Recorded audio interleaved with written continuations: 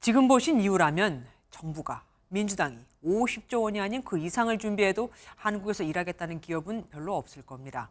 다른 나라보다 높은 세율도 문제인데 미국이 법인세를 15%까지 내려 기업하기 좋은 나라로 만들겠다고 하는 것과 정반대인 거죠. 떠내려는 기업들을 국내에 붙잡아 둘 수 있는 현실적인 해결책은 뭐가 있을지 권용범, 정혜린 두 기자가 자세히 설명해 드리겠습니다. 앞서 보신 사례처럼 사업하기 위해 해외로 떠나는 기업들은 얼마나 될까요? 또 이들은 왜 그렇게 우리나라를 떠나려고 하는 걸까요? 우선 규제 때문에 공장이나 법인의 해외 이전을 고려하는 기업. 4년 전엔 5곳 중 한 곳이었습니다. 그럼 현재 기업들이 느끼는 우리나라의 규제 환경은 어떨까요? 이전보다 나아질 거라고 생각한 곳은 올해도 10%가 채 되지 않았습니다. 오히려 전년보다 악화될 것이라는 응답이 지난해보다 2배 이상, 조사를 시작한 후 가장 높게 나타났습니다.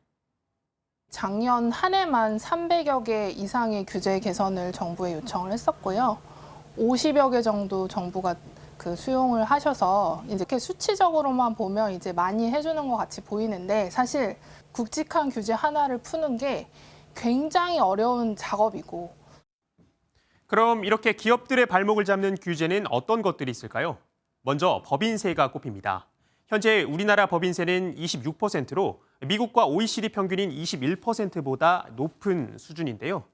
트럼프 미국 대통령이 법인세를 15%까지 내려 기업하기 좋은 미국을 만들겠다고 공언한 것과 대조적이죠.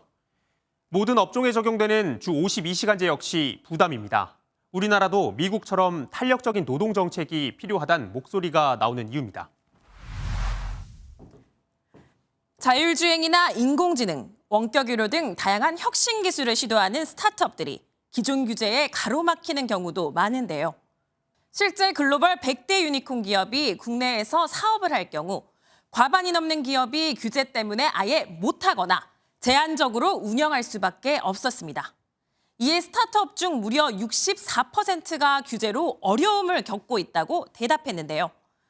관련법 자체가 없어서 쉽게 의사결정을 내리기 어려운 경우도 있습니다.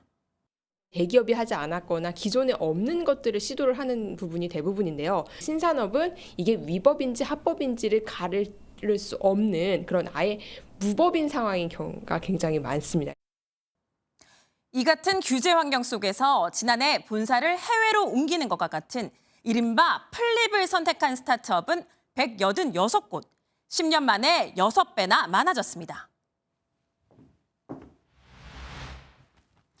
그렇다면 떠나는 이들을 붙잡을 방법 어떤 게 있을까요? 가장 직접적인 건 특례법을 통한 세액공제와 같은 정부 차원의 적극적인 지원입니다. 현장에선 신산업 관련 사업을 원칙적으로 자유화하는 네거티브 제도로 전환해야 한다는 목소리가 높습니다. 한국경영자총협회 조사에서 기업들은 정부의 규제 총량 감축제 강화를 가장 바란다고 답하기도 했습니다. 창업자의 경영권 보호 등 기업 가치를 제대로 평가해주는 것도 꼭 필요합니다.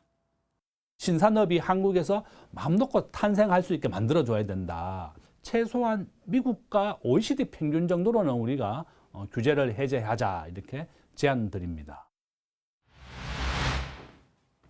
규제에 발목 잡혀 혈이 막힌 대한민국의 기업 환경. 이 혀를 풀어 좀 더 역동적인 대한민국이 되기를 바라는 많은 기업인들은 한 목소리를 내고 있습니다. MBN 뉴스 권용범, 정혜린입니다.